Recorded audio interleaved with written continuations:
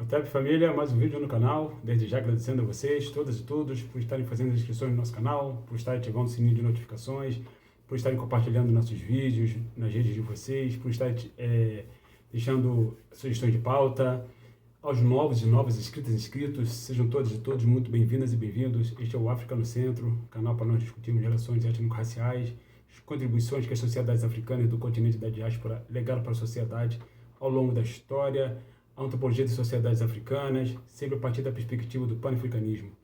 Hoje a gente está aqui para trocar uma ideia sobre uma pergunta que o Abibi me fez sobre essa relação que a China está tendo com alguns países africanos. E essa pessoa, esse inscrito ou inscrita no nosso canal, ela perguntou se é uma relação de neocolonialismo ou é uma relação de trocas, de reciprocidade. Bom, lembrando rapidamente que a China, em primeiro lugar, hoje não é mais um país socialista como ela foi durante décadas, a partir de 1949, quando a sua revolução triunfou em 1º de outubro de 1949 e Mao Tse-tung declarou o caráter socialista da Revolução Chinesa, que durou 2 décadas, e ao longo desse tempo, a China veio construindo seu parque industrial, desenvolvendo seu parque industrial, o que faz com que hoje a China seja hoje o país mais desenvolvido do mundo. Não por acaso ela é a maior poluidora do planeta, não por acaso é a que mais emite gás carbônico em direção à camada de ozônio, não por acaso ela deixa de assinar alguns tratados no que diz respeito à questão do clima, como os Estados Unidos fez muitas das vezes em outros tempos, quando era os Estados Unidos que dava as cartas no tabuleiro geopolítico mundial.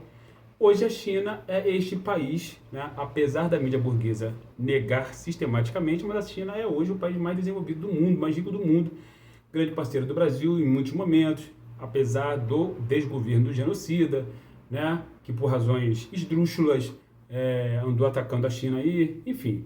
Mas a questão fundamental é a relação da China com os países africanos. De fato, não podemos dizer que é uma relação de camaradagem, absolutamente. A China tem hoje uma das maiores populações do mundo. O continente africano, apesar de ter um pouco mais de 1 bilhão de pessoas, assim como a China, a China tem um pouco mais de habitantes que na África, há muitas regiões do continente africano que carecem de populações, até porque o continente africano ele tem 2 desertos, o deserto da Namíbia, no sudoeste africano, e o Saara, ao norte do continente africano. Mas não só essas áreas que são áreas de difícil habitação, mas muitas áreas do continente africano são pouco habitadas. O continente africano é um continente, apesar dele ser enorme, o segundo maior continente do mundo, extensão territorial só perdendo para a Ásia, onde está a China, o continente africano ele tem muitas áreas ainda pouco habitadas. E, obviamente, é interesse da China que chineses ocupem essas áreas pouco habitadas. E isso é, sim, um imperialismo. É óbvio que é. Não é porque a China foi socialista durante muito tempo, não é porque a China tem lá a sua bandeira vermelha, o símbolo do socialismo, que a China vai deixar de fazer imperialismo. Porque o imperialismo não é exclusividade dos países capitalistas, absolutamente. A China está aí que não deixa ninguém mentir. E é óbvio que 3 países, para ficar em 3 fundamentais, o Egito, a Nigéria e Moçambique, experimentam hoje uma relação com a China, que é uma relação de troca, mas também uma relação de imposição que os chineses colocam para esses países. Por quê? Porque ao mesmo tempo que esses países estão recebendo muita tecnologia de ponta da China, estão desenvolvendo áreas urbanas no Egito, estão assim em franco processo de implantação de uma altíssima tecnologia, e alguns desses lugares que estão recebendo essa alta tecnologia chinesa, obviamente que são lugares que a especulação imobiliária vai dar as cartas ali. Por outro lado, esses países eles são ricos em petróleo. A Nigéria, Moçambique e o Egito. É óbvio que o petróleo é hoje a mola propulsora do planeta, embora o petróleo seja um bem natural finito. Um dia o petróleo vai se extinguir. Mas vai demorar muito para se extinguir também. Diga-se de passagem, não é por acaso que o Brasil, que tem petróleo, e muito, é um dos maiores parceiros comerciais da China. Foi durante muito tempo, durante o governo do PT, teve um problema durante o governo do atual genocida, mas parece que vai voltar as relações comerciais Brasil e China, não é por acaso. Mas a China é hoje o país que dá as cartas no tabuleiro geopolítico mundial. Não por acaso a China está, por exemplo, mediando ou tentando mediar as relações entre Rússia e Ucrânia. E a China, fundamentalmente, é o país, ou talvez o único país do mundo, que Vladimir Putin respeita. E a presença da China na África, sim, se manifesta como uma presença imperialista. Não tenham dúvidas disso, né? Não é uma relação pura e simplesmente de troca. É uma relação de troca, mas também, de certa forma, de submissão. Submissão imposta pelos chineses. E muitos chineses são racistas, tá? Porque essa visão racista que permeia os europeus, a visão dos europeus, a visão árabe, ela também é presente em muitos chineses.